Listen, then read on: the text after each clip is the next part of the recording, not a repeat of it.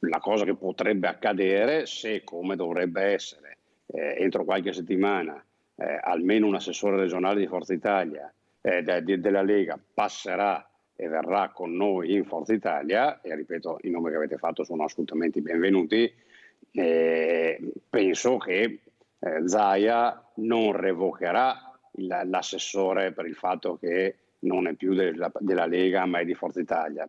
Già lo scorso 8 dicembre, in occasione dell'ufficializzazione al Caffè Pedrocchi del passaggio di Fabrizio Borona a Forza Italia, Flavio Tosi aveva avanzato l'auspicio che suonava come una richiesta di avere un proprio assessore all'interno della giunta regionale, concetto nuovamente ribadito dal coordinatore azzurro. Si andrebbe a sanare quella anomalia che vede Forza Italia fuori dalla giunta regionale senza nessuna presidenza di commissione.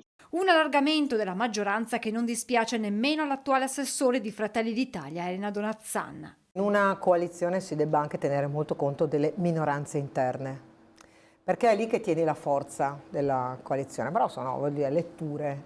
L'ultima elezione del presidente Zaia avrebbe potuto anche lasciare fuori me, un esponente di Fratelli d'Italia.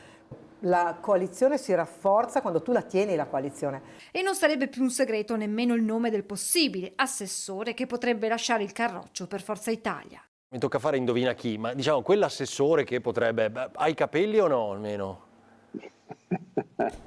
Sono ridotto È come così. è come metterci la firma. L'unico che li ha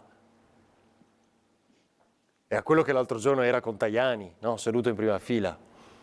Beh, insomma, abbiamo presente tutti il fatto che l'assessore regionale Bottacin, che è un amico da 30 anni, sia venuto alla riunione pubblica indetta da Forza Italia. Dunque ancora poche settimane per capire se gli azzurri potranno avere un loro rappresentante all'interno della giunta regionale. Nel frattempo per Flavio Tosi all'orizzonte potrebbe esserci una candidatura alle prossime europee. Se Antonio Tajani ritenesse che il sottoscritto può dare una mano a Forza Italia a raccogliere consensi in Veneto e nel nord-est, mi metto a disposizione. Abbiamo anche chiacchierato del fatto che potrei candidarmi io, ripeto, è una chiacchierata informale.